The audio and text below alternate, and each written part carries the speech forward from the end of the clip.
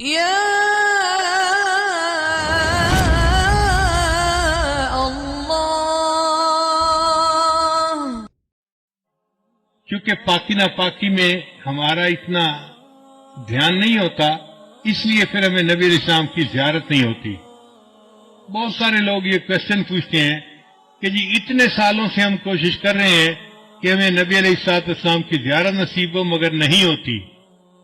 عام طور پہ جو ہم نے بزرگوں سے سنا ہے اس کی دو وجوہات ہوتی ہیں.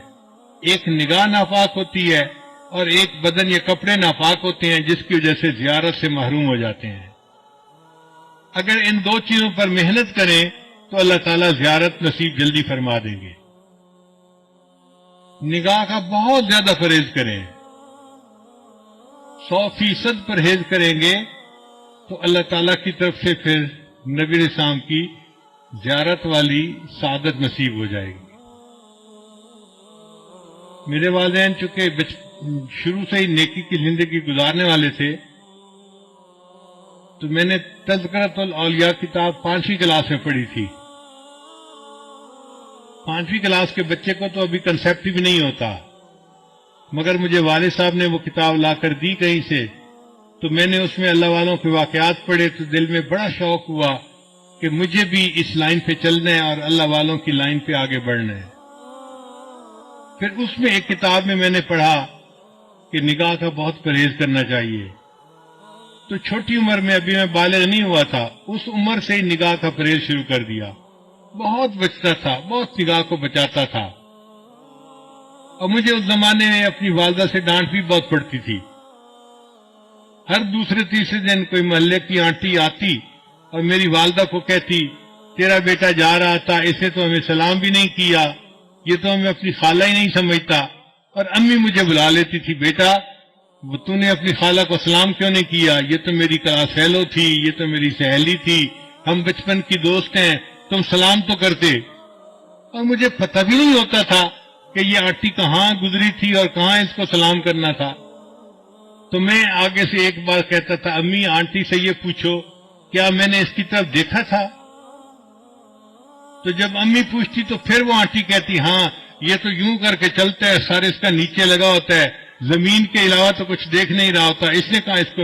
میں نے کہا امی مجھے یہ بھی نہیں پتا میرے پاس سے مرد گزرا ہے یا عورت گزری ہے، میں کس کو سلام کرتا؟ تب جا کے میری جان چھوٹتی تھی. لیکن اندر اندر مجھے بہت غصہ آتا تھا ان آنٹیوں پہ. سارا محلہ خالہ بنا ہوا ہے، سارا محلہ آنٹی بنا ہوا ہے، اور بس ان کو سلام ہی کرو چلتے ہوئے. لیکن نگاہ کی اتنی حفاظت کا بہت فائدہ ہوا. مجھے آتے جاتے جوتوں کی آواز سے پتہ چلتا تھا کہ قریب سے کون گزر رہا ہے. عام طور پہ مردوں کی جوتوں کی آواز اور ہوتی ہے اور عورتوں کے جوتوں کی آواز ڈیفرنٹ ہوتی ہے. اس سے اندازہ ہو جاتا تھا کہ قریب سے گزرا کون ہے، ورنہ کپڑا بھی نہیں دیکھتے تھے کہ قریب گزرنے والا کون تھا. اتنی نظر کی حفاظت کرنی ہوتی تھی. اس پر اللہ رب العزت نے پھر جو مہربانیاں کی وہ اب کیا بتائیں آپ کو. ہمارے ایک ساتھی ہیں لاہور کے، ایک دن مجھے کہنے لگے کہ میں آپ کو ایک بات بتاؤں، مجھے حضرت نے بتائی. میں نے کہا بتائیں.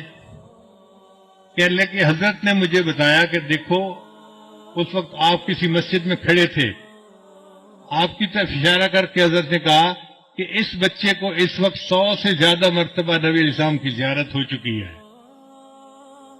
میں سن کے حیران ہو گیا، اور حیرت مجھے اس کی تھی کہ پتہ اس کو کیسے چلا.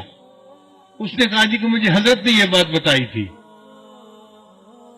شیخ نے یہ بات بتائی تھی. تو نگاہ کی حفاظت کا پھر یہ فائدہ ہوا کہ اللہ تعالیٰ نے 30 سال کی عمر سے پہلے 100 سے زیادہ مرتبہ نبی السلام کی زیارت نصیب فرما دی.